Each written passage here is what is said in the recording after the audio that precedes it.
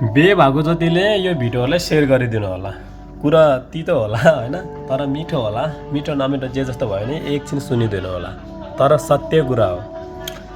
तिमी विदेश गएको छ कमाउँछु भनेर, तिम्रो बुढा होस् या बुढी होइन, तिम्रो बुढा होस् या बुढीसँग मस्किनेहरू धेरै हुन्छन् अहिलेको समयमा। तिमीलाई झुक्काएर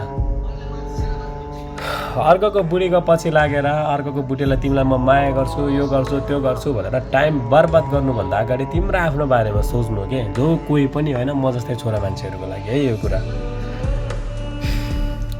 तिमी अर्कोको बुढीको पछि लागेर माया गर्छु, यो गर्छु, त्यो गर्छु भन्ने शब्द छ नि, तिम्रो बुढीले भनेर एकपटक हेर्नु त।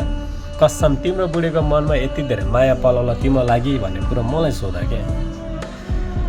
त्यही भएर मक्खा नपार अर्कोको श्रीमतीलाई म्यासेज गर्नुभन्दा अगाडि, यो गर्नुभन्दा अगाडि सोचेर मात्रै गर्नु होला। थाहा छैन यति कुरा, अहिलेको जमानामा पासवर्ड यो पासवर्डहरू सबै छ नि, सेयरिङ हुन्छ। बुढाको बुढीसँग, बुढीको बुढासँग हुन्छ भन्ने कुरा थाहा छैन। त्यही भएर एसएमएस गर्नुभन्दा अगाडि सोच्नु के बोकाहरू। मक्खा नपाएर तिमीसँग भेट्छु भनेर भन्ने पनि मै होला सायद। त्यही भएर